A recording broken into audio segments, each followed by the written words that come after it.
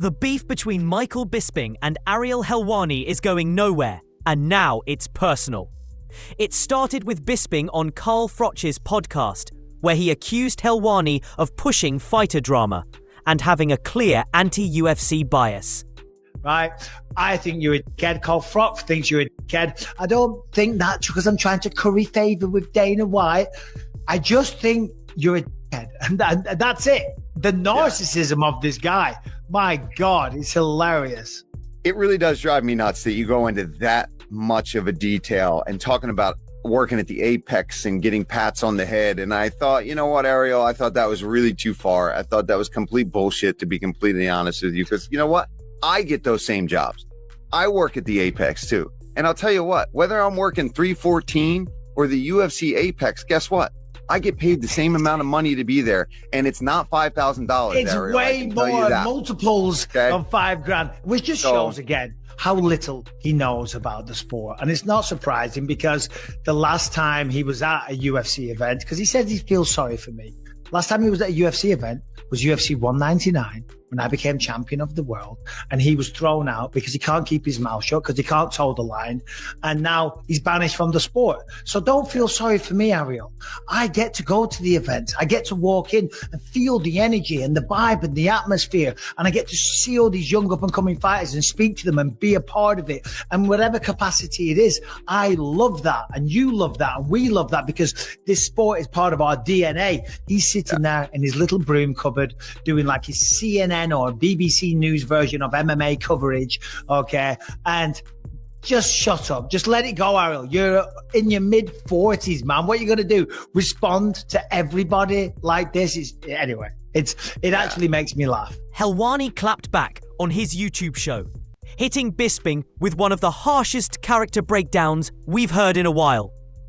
Takeaway was, I felt really sad for Michael Bisping. I felt really sad for Michael Bisping because I can't imagine what it would be like to have once been a bad boy, to have once been a rule breaker, to have once been a pioneer, a trailblazer, a guy who marches to the beat of his own drum, to be that guy who did whatever the hell he wanted and didn't kowtow, didn't shill, was a rebel. That's who Michael Bisping was. And the guy that I was watching in that clip in particular, and the guy that we have seen over the past year or so, what he has morphed into, what he has turned into, is the polar opposite of that guy. And he knows this, and he knows that that guy once existed, and he has to look at himself in the mirror each and every day and pretend like he is still that guy, and pretend perhaps like that guy never existed when he knows that he has morphed into this zombie, this shill, this guy who has had his brain infected by this virus, all because he wants someone to be like, good on you, mate. Here's $5,000 to call the next Apex card, and please do your best to put over how great all of this is. And if you do a good job, we'll pat you on the head and give you the next big slap fighting game. Sean O'Malley is facing Merab Gavalishvili again at UFC 316, and a lot of fans aren't happy about it. Critics say the rematch feels rushed, and even Aljamain Sterling threw shade online, joking that he never got his own rematch after defending the belt multiple times. But O'Malley isn't bothered. On the MMA Hour, he admitted that his last performance against Merab was borderline embarrassing and said he's got something to prove. Today, I grappled more.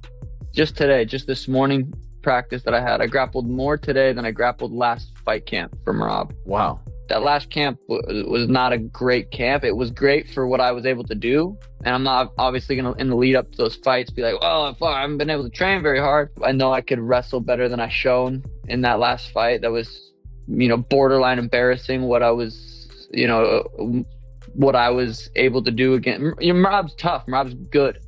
Merab's probably considered the greatest bantamweight of all time as of right now. So I'm going to go out there, knock him out. What does that make me? What do you say to the people who say you don't deserve this? Don't watch. Saturday night, June 7th, watch your reality TV show.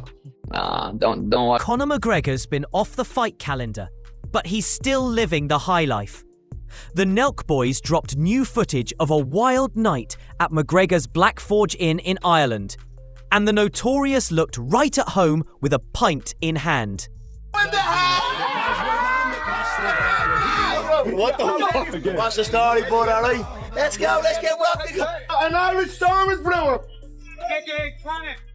Stand your base! We're going to Monaco! Look how beautiful these beautiful girls are. Yup, the St. Patrick fella, giddy up! She offers me protection! Yeah! Want a shot of tequila? You want a shot of tequila? Yeah. He is the biggest character, bro. Yeah. Fugazi! 10 minutes in! I like it. Mom, we're going to Monaco! Corey Sandhagen is known for his technical skills, but this week he's showing off his comedy chops too. In a YouTube video, he joked that Davison Figueiredo is secretly subscribed to his OnlyFans and paying him to roast him. I take time out of my day, almost every day, to, do my OnlyFans. Everyone wants to kind of shit on me for having them as a sponsor or whatever, but joke's on you, I made $2 million last month. Mostly from this guy. His tagger name is God of Horrors 69. I'm pretty sure it's Figgy. Everything he writes me is in broken English. Dude, do I really have to do this? You really want me to just make fun of you for what? He makes me do all kinds of crazy shit for him, like sing stupid karaoke songs. Was all I had. He likes when I insult him all the time. Some guys I guess get off on that. Just a giant piece of shit. Your hair looks stupid. All the last guys that you beat were, they almost suck just as bad as you do. Petr Yan whooped your ass, it wasn't even close. Dude, don't take your dick out. Dude, I told you none of that. Every once in a while, he has to see my butthole. And every man has his price, and mine is $60. So Henry Cejudo might be the only one predicting this, but he thinks Paddy Pimblett could shock the world against Michael Chandler. Speaking on his Pound for Pound podcast with Kamaru Usman, Cejudo praised Paddy's grappling transitions and said he's far better than fans give him credit for. I'm smelling an upset, bro. I think with Paddy Pimblett, dude, I think he's gonna bring in the grappling. I think he might pull guard on this, dude. You said pull guard? He might. If he cannot take Michael Chandler down, he's more likely going to have to do that. But I just feel like Paddy Pimblett, he's a lot better than what I thought. And what he was able to do to Bobby Green, his transitional stuff. I mean, you know what I'm saying? Like, dude, we gotta put some respect on that dude's name. And he's only gotten better, bro. Like, I just feel like with Michael Chandler, I think the UFC know what they're doing. And they're doing a 5-rounder. Like, think about it too. I think Paddy Pimblett is a lot better than what we think. And I'm smelling an upset here. And I do believe that he could a win over Michael Chandler could put him in a really good position where he could be one fight away. Okay. Speaking of Paddy, he's got another name in his sights, Arman Tsarukyan.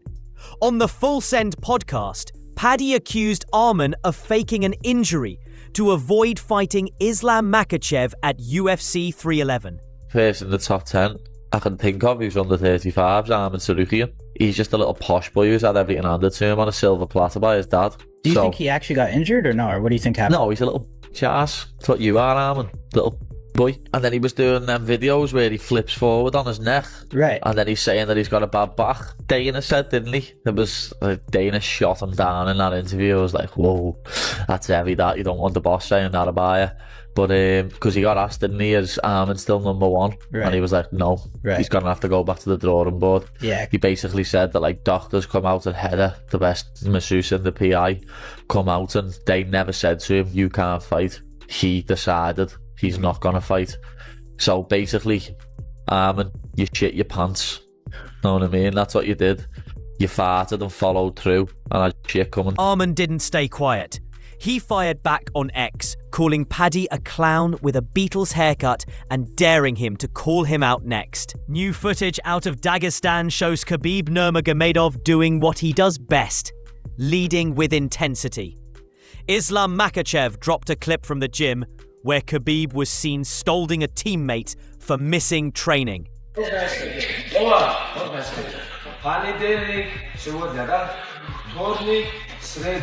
Видео дежурный. Раджабов, не будет приходить, в следующий ты сам будешь идти. Понял?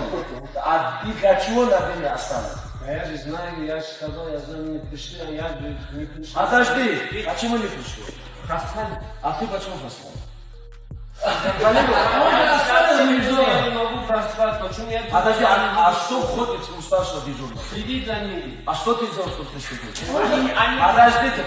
Они проспали, они наказаны. С утра что за хипиш? Подожди, вопрос у меня к тебе.